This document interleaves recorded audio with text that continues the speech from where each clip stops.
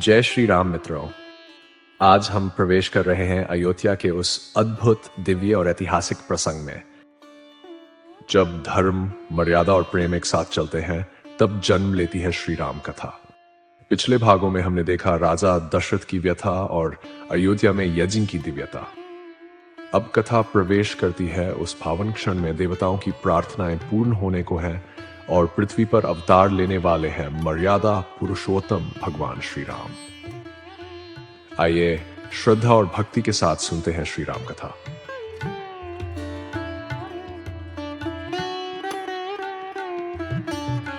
वह समय था, देवों और पितरों को प्रिय मधुमास अर्थात चैत्र मास के शुक्ल पक्ष की नवमी तिथि। ज्योतिष शास्त्र के अनुसार उस दिन पुनर्वसु नक्षत्र था और मध्याह्न काल में अभिजित मुहूर्त का उदय हो रहा था, जो अत्यंत शुभ विजयदायक माना जाता है। कर्क लग्न था और लग्न में ही उच्च के बृहस्पति के साथ चंद्रमा विराजमान थे। 5 प्रमुख ग्रह सूर्य, मंगल, शनि, गुरु और शुक्र अपनी अपनी उच्च राशियों मेष, मकर, तुला, कर्क और मीन में स्थित थे, जिसे एक अत्यंत दुर्लभ, दिव्य और कल्याणकारी योग बन रहा था। दोपहर का समय था, न अधिक गर्मी न अधिक सर्दी। वातावरण अत्यंत शांत, निर्मल, पवित्र और आनंददायक था। दिशाएं प्रसन्न थीं। ऐसे ही शुभ मुहूर्त में अयोध्या के राजमहल के सबसे पवित्र सूतिका गृह में महारानी कौशल्या ने एक पुत्र को जन्म दिया। परंतु यह कोई साधारण जन्म नहीं था। यह स्वयं सच्चिदानंद, अखिल ब्रह्मांड नायक परम ब्रह्म का भक्तवत्सल रूप में अवतरण था। जन्म लेते ही वह शिशु करोड़ों सूर्यों के समान तेजस्वी था, किंतु अरबों चंद्रमाओं से भी अधिक शीतल और मनोहर प्रतीत हो रहा था। उनका वर्ण नवीन नीलकमल या सजल मेघ के समान श्याम था। नेत्र रक्त कमल दल जैसे विशाल, करुणामय। केश, सुंदर नासिका, लाल मुस्कानयुक्त होंठ, कोमल अंग प्रत्यंग, हर छवि पापों का नाश करने वाली और भक्तों का हृदय चुराने वाली थी। भक्त ग्रंथों के अनुसार उन्होंने जन्म के क्षण में माता कौशल्या को क्षण भर के लिए अपना चतुर्भुज विष्णु रूप भी दिखाया। 4 भुजाएं, शंख, चक्र, गदा, पद्म, पीतांबर, कौस्तुभमणि, किरीट और कुंडल से सुशोभित। ये देख माता कौशल्या प्रेम, भक्ति और आश्चर्य से भर उठी। उन्होंने कहा, हे प्रभु, आपकी माया को मैं कैसे समझूं? आपने मेरे पुत्र रूप में अवतार लिया। ये मेरे लिए सबसे बड़ा सौभाग्य है। भगवान ने माता को आश्वस्त किया और पुनः साधारण मानव शिशु का रूप धारण कर रोने लगे। जैसे ही श्री राम का प्राकट्य हुआ, तीनों लोकों में आनंद छा गया। आकाश से पुष्प वर्षा हुई, देव दुंदुभियां बज उठीं, गंधर्व गान करने लगे, अप्सराएं नृत्य करने लगीं। सरयू का प्रवाह शांत हो गया। वायु शीतल और सुगंधित हो उठी। संतों और ऋषियों को बिना कारण परमानंद प्राप्त हुआ। असुर भय से कांप उठे। उन्हें अपने विनाश का संकेत मिल गया। दाइयों ने जब जन्म का समाचार महाराज दशरथ को सुनाया, वे आनंद से अभिभूत हो उठे। उन्होंने प्रसन्न होकर अपना बहुमूल्य नौलखान हारदासी को दे दिया और नंगे पांव कौशल्या के सूती कागृह की ओर दौड़े। पुत्र का दिव्य रूप देखकर उनकी आंखों से आंसू बहने लगे। इसी आनंद में कुछ ही समय बाद एक और शुभ समाचार आया। महारानी कैकेयी ने एक तेजस्वी पुत्र को जन्म दिया, भरत। और थोड़ी देर बाद महारानी सुमित्रा ने जुड़वां पुत्रों लक्ष्मण और शत्रुघ्न को जन्म दिया। अयोध्या में उत्सव का सागर उमड़ पड़ा। महाराज दशरथ ने राज्य में भूमि उत्सव की घोषणा कर दी। ढोल, शहनाई, भैरी, तुरही सभी वाद्यों से दिशाएं गूंज उठी। राजभवन के द्वार सबके लिए खोल दिए गए। ब्राह्मणों, भाटों, चारणों, गायकों, याचकों, जिसने जो मांगा उसे वह और उससे अधिक दिया गया। सोना, चांदी, रत्न, भूमि, गायें, हाथी, घोड़े दान में बरसाए गए। अयोध्या वासियों ने भी दीप, पुष्पमालाएं, रंगोली, आम अशोक के पत्तों से घर सजाए। सड़कों पर केसर और सुगंधित जल का छिड़काव हुआ। मंदिरों में विशेष पूजा, अभिषेक और अखंड कीर्तन प्रारंभ हुए। कैदी भी मुक्त किए गए। पूरा 1 महीना उत्सव चलता रहा। फिर जन्म के 11वें या 21वें दिन नामकरण संस्कार का भव्य आयोजन हुआ। कुलगुरु महर्षि वशिष्ठ पधारे।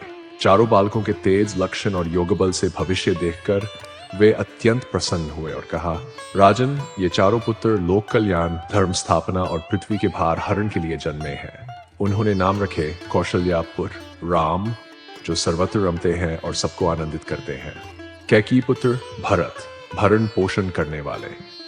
सुमित्रा, लक्ष्मण, शुभ लक्षणों से युक्त राम के अन्य सेवक।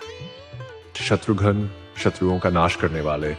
भरत प्रिय, नाम सुनकर पूरी सभा प्रसन्न हो उठी।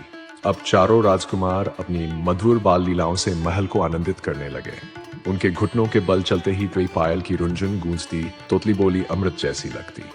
उनकी की छोटी छोटी शरारतें देख दशरथ और तीनों रानियां सारे दुख भूल जाती। चारों भाई बाल्यावस्था से ही अद्भुत प्रेम में बंधे थे, एक पल भी अलग नहीं रहते। जो एक को मिलता वही सभी को। लक्ष्मण का राम के प्रति प्रेम तो विशेष था। वे उनकी छाया की तरह हर जगह साथ रहते। राम के बिना न खाना अच्छा लगता न नींद आती। राम सोते तो लक्ष्मण उनके चरण दबाते, जब वे उठते तो तुरंत उनकी सेवा में लग जाते। इसी प्रकार शत्रुघ्न का अपने सहोदर भरत के प्रति विशेष प्रेम और सेवा भाव था। भरत और शत्रुघ्न भी राम और लक्ष्मण का बहुत सम्मान करते थे। चारों भाइयों का यह अद्वितीय भ्रातृस्नेह देखकर अयोध्यावासी धन्य हो जाते और अपने भाग्य की सराहना करते थे।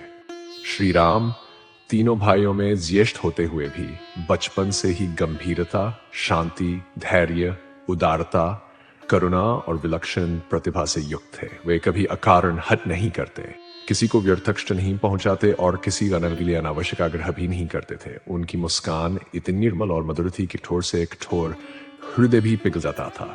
वे अपने माता पिता तथा तीनों माताओं को समान आदर देते और गुरुजनों के प्रति अंत विनम्र व आज्ञाकारी रहते। महाराज दशरथ तो राम को देखते ही वात्सल्य में ऐसे डूब जाते कि उन्हें राजकाज और समय का भी ध्यान न रहता था। वे प्राय राम को अपनी गोद में बिठाते, उनके सुंदर मुख को चूमते, घुंघराले केशों को सहलाते और उनकी बाल सुलभ बातों को सुनकर आनंद मग्न हो जाते। तीनों रानियां भी अपने चारों पुत्रों पर अपना सर्वस्व न्योछावर करती, उन्हें लाड प्यार से पालती और उत्तम संस्कार प्रदान करती। अयोध्या का राजमहल चारों राजकुमारों की किलकारियों, मधुर हंसी और नटखट बाल लीलाओं से जीवंत और आनंदमय हो उठा था। ऐसा लगता था मानो अयोध्या में पुनः सत्य अवतरित हो गया हो और स्वयं परब्रह्म नारायण बाल रूप में लीला कर रहे हो। समय बीतता गया और राम, लक्ष्मण, भरत तथा शत्रुघ्न शैशवावस्था से आगे बढ़कर किशोरावस्था में प्रवेश कर चुके थे। उनके शरीर सुगठित, तेजस्वी और आकर्षक हो चुके थे। अब उनके मुखमंडल पर बाल चपलता के स्थान पर गंभीरता और जान की आभा झलकने लगी थी। महाराज दशरथ और गुरु वशिष्ठ ने उचित समय देखकर उनका विद्यारंभ संस्कार भव्य रूप से संपन्न कराया। अब राजकुमारों की औपचारिक शिक्षा प्रारंभ हुई। यद्यपि श्री राम स्वयं जान सागर और सर्वजान थे, फिर भी मनुष्य लीला निभाते हुए उन्होंने लौकिक मर्यादा का पालन किया और अपने भाइयों के साथ शिक्षा ग्रहण करने के लिए तत्पर हुए। उनकी संपूर्ण शिक्षा का दायित्व स्वाभाविक रूप से कुलगुरु महर्षि वशिष्ठ पर ही था। वशिष्ठ जी का आश्रम नगर के समीप था, किंतु राजसी व्यवस्था के अनुसार राजमहल के भीतर ही एक विशिष्ट गुरुकुल की स्थापना की गई, जहां गुरु वशिष्ठ और अन्य आचार्य उन्हें विविध विद्याओं का ज्ञान प्रदान करते थे। कभी कभी वे अनुभव प्राप्त करने हेतु गुरु के आश्रम भी जाते थे। महर्षि वशिष्ठ केवल शास्त्रों के ही नहीं, शस्त्रों के भी महान आचार्य थे। उनके साथ कई विशिष्ट विषयों के विद्वान आचार्य भी नियुक्त किए गए थे। शिक्षा का क्रम व्यवस्थित, कठोर और अत्यंत अनुशासित था। प्रातः ब्रह्म मुहूर्त में उठकर नित्यकर्म, स्नान और संध्या वंदन के पश्चात वे गुरुजनों को प्रणाम करते। इसके बाद वेद, ऋग्वेद, यजुर्वेद, सामवेद, अथर्ववेद, वेदांग, व्याकरण, छंद, निरुक्त, ज्योतिष, उपनिषद, दर्शन शास्त्र, सांख्य, याग, मीमांसा, वेदांत, इतिहास, पुराण, धर्मशास्त्र, नीति शास्त्र, तर्कशास्त्र, गणित आदि विषयों का अध्ययन प्रारंभ होता। श्री राम की बुद्धि और स्मरण शक्ति अद्भुत थी।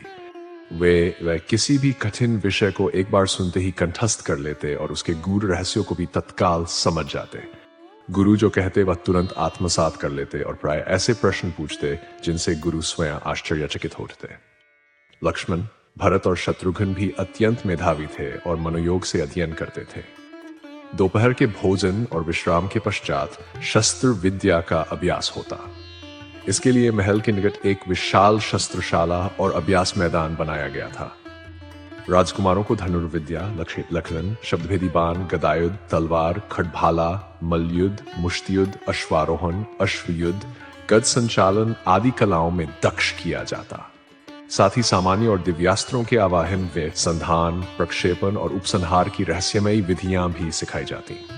इसके अतिरिक्त व्यूह रचना, सेना संचालन, दुर्ग निर्माण एवं भेदन, गुप्तचर प्रणाली, राजनीति और कूटनीति के सिद्धांतों में भी पूर्ण निपुणता प्रदान की जाती। धनुर्विद्या में श्री राम अद्वितीय थे। उनका लक्ष्य कभी चूकता न था और उनके बाण इतने तीव्र कि अनेक बाण एक साथ प्रक्षेपित प्रतीत होते।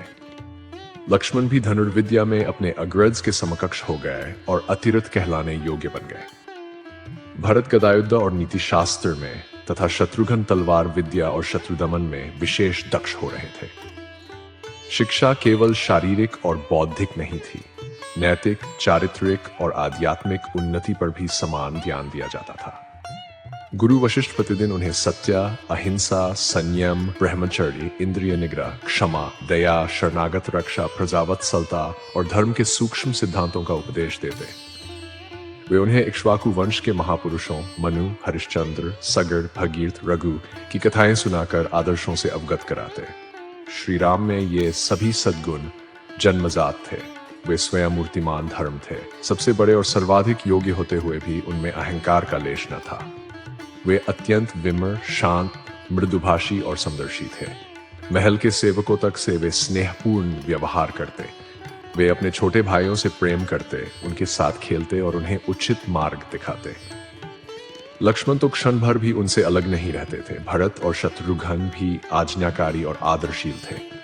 कुछ ही वर्षों में चारों राजकुमारों ने लौकिक और पारलौकिक समस्त विद्याओं तथा युद्ध कलाओं में पूर्ण प्रवीणता प्राप्त कर ली। वे जान में बृहस्पति, वीरता में इंद्र, तेज में सूर्य, सौंदर्य में कामदेव, क्षमा में पृथ्वी और गंभीरता में समुद्र के समान हो गए। उनकी कीर्ति दूर दूर के राज्यों तक फैल गई और लोग कहते अयोध्या के राजकुमार देवताओं के सदृश हैं। ये महाराज दशरथ अपने पुत्रों की सर्वांगीण उन्नति और आपसी प्रेम देखकर परम प्रसन्न थे। उन्हें निश्चय हो गया कि उनका वंश सुरक्षित हाथों में है और रघुवंश की कीर्ति अब और अधिक बढ़ेगी।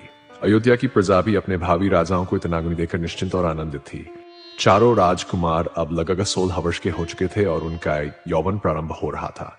एक दिन महाराज दशरथ मंत्रियों और गुरु वशिष्ठ के साथ सभा में बैठकर उनके विवाह पर विचार कर रहे। योग्य राजकुमारियों की खोज पर चर्चा ही रही थी कि भी द्वारपाल ने आकर सूचना दी, महाराज की जय हो, महर्षि विश्वामित्र अपने शिष्यों सहित द्वार पर पधारे हैं और आपसे भेंट करना चाहते हैं।